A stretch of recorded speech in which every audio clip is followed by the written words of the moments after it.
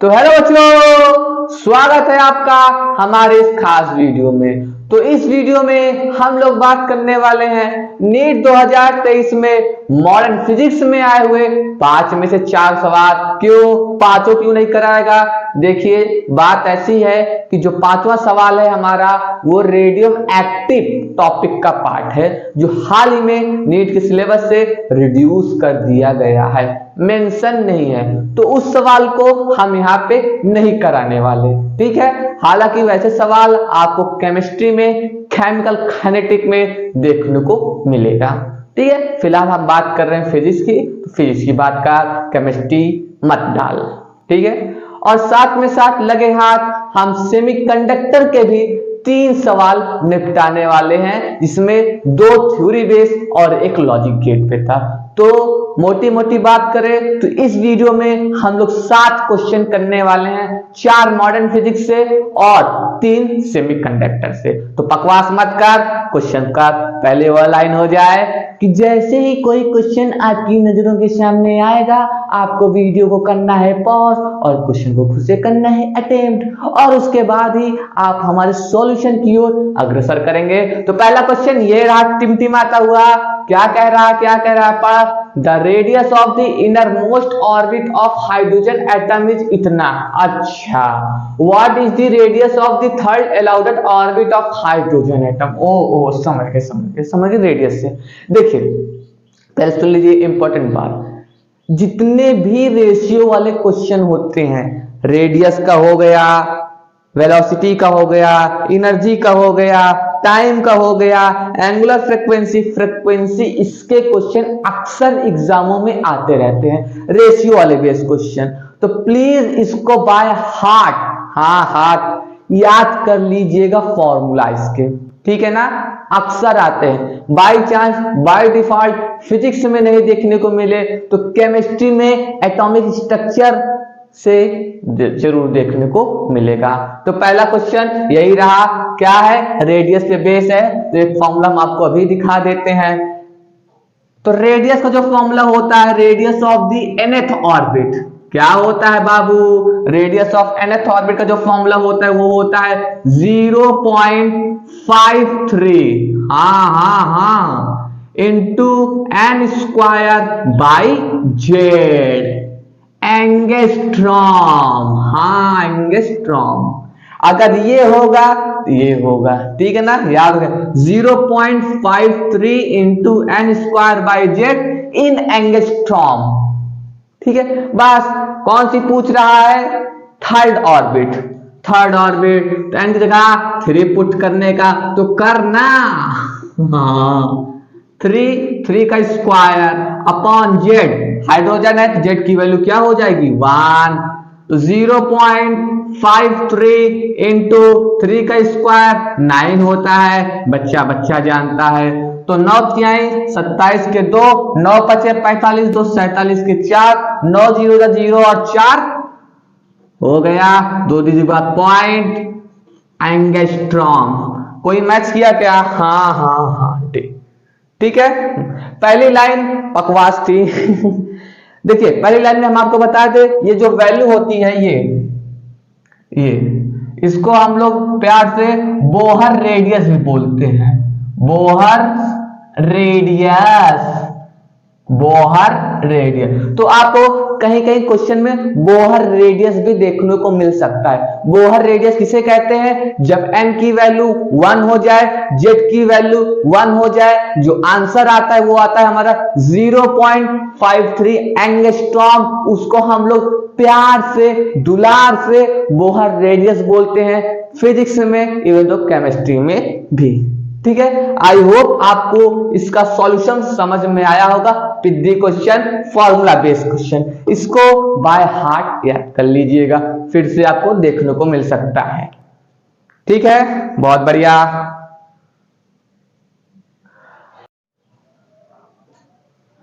तो दूसरा क्वेश्चन ये रहा आपकी नजरों के सामने, क्या कह रहा है? पर इन हाइड्रोजन स्पेक्ट्रम, अच्छा, the shortest wavelength in the Balmer series is lambda. ओ समझ गए। The shortest wavelength in the Brackett series, समझ गए। आई होप आपने भी समझ लिया क्वेश्चन क्या कह रहा है। तो मैं ये आशा करता हूं कि अभी तक आपने अपने इस जीवन में कहीं ना कहीं बाल्मर और ब्रैकेट सीरीज का नाम सुन ही रखा होगा। रखा है? हाँ। बाल्मर सीरीज क्या होता है? जब कोई भी electron 3, 4, 5, 6 dot dot dot dot infinity से n=2 पे आके ट्रांजिस्ट होता गिरता है, तो उसको हम लोग प्यार से बाल्मर सीरीज। वहीं जब कोई भी electron 5, 6, 7, 8 dot dot dot dot dot dash dash आके n=4 पे गिरता है, उसको हम लोग ब्रैकेट सीरीज बोलते हैं। आई होप आपने समझ रखा है। हमें क्या फाइंड करना है? शॉर्टेस्ट वेवलेंथ फाइंड करना है। क्या फाइंड करना? Shortest wavelength. तो शॉर्टेस्ट वेवलेंथ क्या होता है? कब निकलेगा?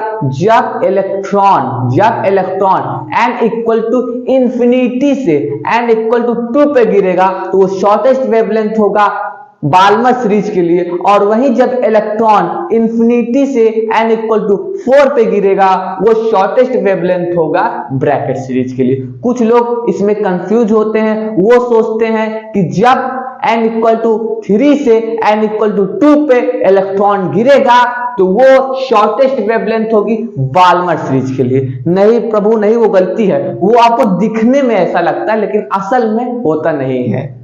ठीक है ना? आज सोचिए E=hc/λ होता है। हाँ, जब एनर्जी गैप कम होगा, जब एनर्जी गैप कम होगा तो लैम्डा क्या होगा? ज्यादा होगा, इनवर्सली प्रोपोर्शनल ना। और जब एनर्जी ज्यादा होगा तो लैम्डा क्या होगा? कम होगा। तो आई होप शॉर्ट होगा। आई होप आपने समझ लिया इस फॉर्मूले से। ठीक है, जो भी दर्द दुख पीड़ा थी सॉल्व हो गई। हाँ, तो बस फॉर्मूला लगाना है। कौन सा फॉर्मूला? क्या आपने इसको कभी देखा है? हमने तो बहुत कुछ देखा है। हे हे हा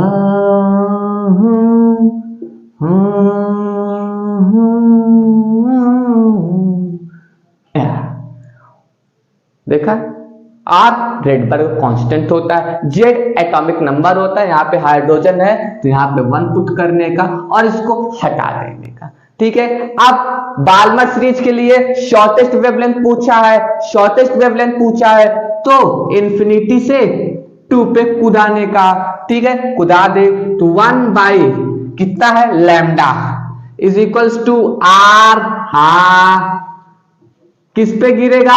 2 पे, तो n1 की जगह 2 का स्क्वायर 4। हाँ, 1 अपॉन कहां से? इंफिनिटी से, इंफिनिटी का स्क्वायर। अच्छा, तो इसको सॉल्व कर लेते हैं। तो 1 बाई लैम्डा = r/4, क्योंकि इसकी वैल्यू कितनी हो जाएगी? 0। 1 बाई इंफिनिटी 0। ठीक है ना? इसको ठीक है, इसको ऐसे रख देते हैं। ठीक है, अब हम लोग ब्रैकेट सीरीज के लिए निकाल लेते हैं। तो ब्रैकेट सीरीज के लिए 1 बाई लैम्डा डैश बोल दे आर किस पे गिर रहा है बाबू? 4 पे। 4 का स्क्वायर 16 होता है, हमें पता है। 1 बाई कहां से गिर रहा है? इंफिनिटी से, क्योंकि शॉर्टेस्ट है ना। हाँ, तो शॉर्टेस्ट पे कहां से गिरेगा? इंफिनिटी से। तो 1 बाई लैम्डा डैश = r/16, क्योंकि अगेन ये क्या हो जाएगा? 0। तो ये और ये इसको डिवाइड कर ले, तो 1 by lambda upon 1 by lambda dash r/4 upon r/16। ये ऊपर चला गया, ये नीचे आ जाएगा। कितना हो जाएगा? Lambda dash by lambda = 16 by r into r/4। r मरू, ये मरू, तो लैम्डा डैश कितना आ गया? 4 टाइम्स लैम्डा। कोई आंसर मैच किया क्या? B option. तो आई होप आपको इसका भी सॉल्यूशन समझ में आया होगा, फॉर्मूला अगर आपको ये ज्ञात है तो। ठीक है, बढ़िया, झकास।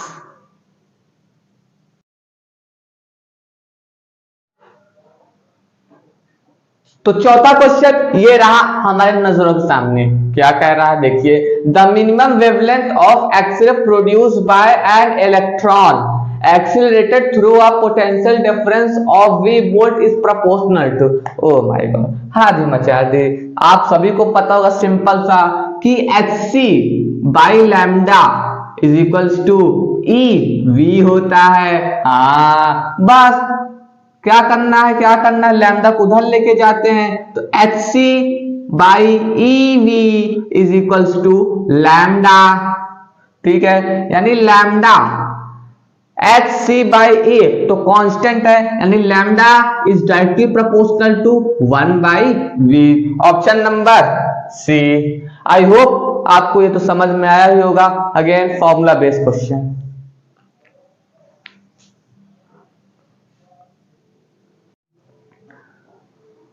तो अगला क्वेश्चन ये रहा सेमीकंडक्टर से थ्योरी बेस्ड क्वेश्चन। S1 मतलब स्टेटमेंट 1, S2 मतलब स्टेटमेंट 2 स्टेटमेंट 2, और ये चार ऑप्शन में बताना है कौन सा सत्य है। पहला स्टेटमेंट क्या कह रहा है, पढ़ photovoltaic device can convert optical radiation into electricity. बात तो सही है भाई, जो हमारे फोटो डायोड होते हैं, सोलर सेल होते हैं, वो लाइट एनर्जी को इलेक्ट्रिकल एनर्जी में कन्वर्ट करते हैं, इलेक्ट्रिक करंट में कन्वर्ट करते हैं, तो ये तो ट्रू हो गया। दूसरा स्टेटमेंट पढ़ रहे जोर से, zener diode is design to operate under reverse bias in breakdown reason.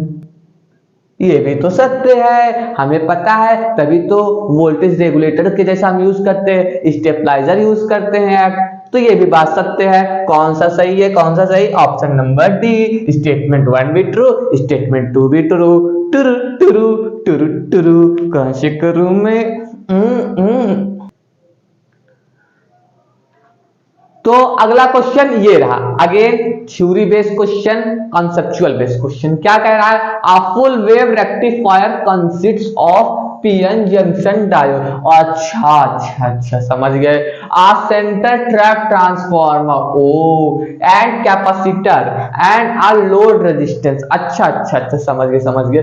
Which of this component remove the AC ripple from the rectified output. समझा कुछ नहीं समझा, देखो क्वेश्चन क्या कह रहा है। क्वेश्चन ये कह रहा है एक फुल वेव रेक्टिफायर है और उसमें ये चीजें विराजमान है, तो इन चीजों में से कौन सा चीज एसी रिपेल को रिमूव कर देता है, हटा देता है। इन चारों कंपोनेंट में से कौन सा सिस्टम, कौन सा औजार AC ripple from the rectified output, जो रिपल आता है, जो फ्लक्चुएशन होता है एसी में, जो फ्लक्चुएशन होता है उसको इन चारों में से कौन रिमूव करने का कार्य करता है। तो रेक्टिफायर क्या होता है, हमें पता है रेक्टिफायर क्या होता है। रेक्टिफायर एक ऐसा शस्त्र जो एसी करंट को डीसी में कन्वर्ट करता है, conversion of AC from DC. कौन काम करता है, रेक्टिफायर, ठीक है, पता ही होगा। तो हमें बताना है फ्लक्चुएशन को कौन रिमूव करता है इसमें, तो हमें पता है पीएन जंक्शन डायोड जो होता है क्या काम करता है, ये यूनिडायरेक्शनल करंट करता है। ये क्या करता है, जो पहले करंट एसी रहता था, एसी क्या होता था, एसी करंट होता था, तो पीएन जंक्शन डायोड उसको यूनिडायरेक्शन करता था, एक डायरेक्शन में काम करने के लिए मजबूर करता था पीएन जंक्शन डायोड। ट्रांसफार्मर क्या करता है, ट्रांसफार्मर वोल्टेज को ट्रांसफॉर्म करता है, यानी ज्यादा वोल्टेज होता है कम करता है, और कम वोल्टेज होता है तो ज्यादा काम करता है कौन, ट्रांसफार्मर। और जो रेक्टिफायर में जो वोल्टेज जो होता है वो ज्यादा आता है तो ट्रांसफॉर्म उस वोल्टेज को कम कर देता है, यानी स्टेप डाउन वोल्टेज काम करता है। कैपेसिटर, हाँ कैपेसिटर जो होता है वही फ्लक्चुएशन को रिमूव करता है, या फिर इंडक्टर भी वही कार्य करता है एज अ फिल्टर। तो ऑप्शन नंबर हमारा बी हो गया इसका सही जवाब। कैपेसिटर या फिर इंडक्टर भी होता हमारे ऑप्शन में तो वो भी सत्य होता है। कैपेसिटर और इंडक्टर का ही कार्य है जो फ्लक्चुएशन होता है उसको रिमूव करता है। देखिए मैं इसको फिगर से भी आपको समझा देता हूं, देखिए पहले ऐसे होता था, पहले ऐसे चलता था, एसी करंट ऐसे आता था। हाँ हाँ ठीक है।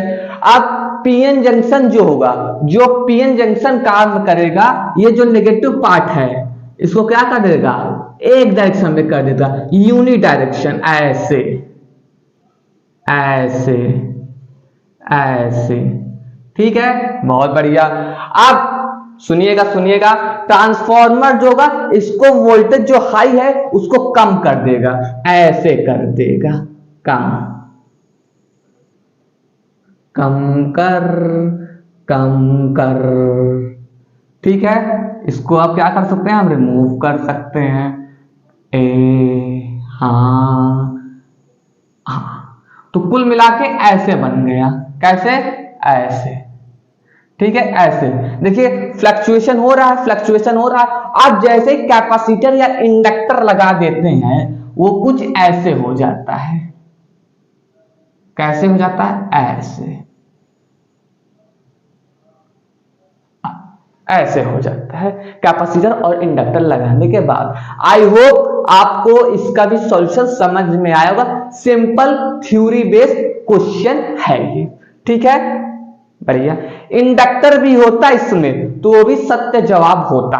ठीक है, आई होप आपको समझ में आ गया होगा। तो ये रहा हमारा आखिरी सवाल जो कि लॉजिक गेट पे था। सिंपली हमें ये फिगर देखना है और ये बताना है कौन सा इसका सही ट्रुथ टेबल है। ठीक है, ठीक है, बढ़िया। ए ये कौन सा है, नॉट, तो ए का क्या हो जाएगा, ए नॉट, तो सिंपली क्या हो जाएगा, ए बार। भाई नॉट का मतलब सीधे बस एक ही खोपड़ी पे एक डंडी खींच देना। बी का नॉट, बी बार। अच्छा अच्छा अच्छा, तो यहाँ पे क्या आ गया, बी बार, और यहाँ पे क्या आ गया, ए बार। ठीक है प्रभु। ये कौन सा गेट है, इसको हम लोग बोलते हैं नंद गेट। एंड प्लस नॉट का मिश्रण, एंड प्लस नॉट का मिश्रण क्या हो जाएगा, नंद गेट। तो पहले हम क्या कर देंगे, एंड कर दे, और उसके बाद इस गोलू की वजह से इसे खोपड़ी पे क्या कर दो, नॉट कर दो। अब क्या, अब सिंपली बच्चा जानता है, नहीं जानता बच्चा, चलिए बड़े बड़े जानते हैं। अच्छा अच्छा, अब यहाँ पे क्या लगा देंगे, डी मॉर्गन लॉ। क्या, डी मॉर्गन, क्या डी मॉर्गन का ट्रिक आपको पता है, नहीं पता, सिंपली क्या करते हैं, break the line and change the sign, break the line, change the sign, break the line, change the sign। ठीक है, लाइन को ब्रेक कर दिया, लाइन को ब्रेक कर दिया, ब्रेक कर दिया। अब साइन को चेंज कर दे, यहाँ पे एंड था, अब क्या हो जाएगा, और बस ए की खोपड़ी पे डबल बार, सिंपली क्या हो जाएगा, ए। बी की खोपड़ी पे डबल बार, सिंपली क्या हो जाएगा, बी। और यहाँ पे क्या है, और। ये कौन सा हो गया, और।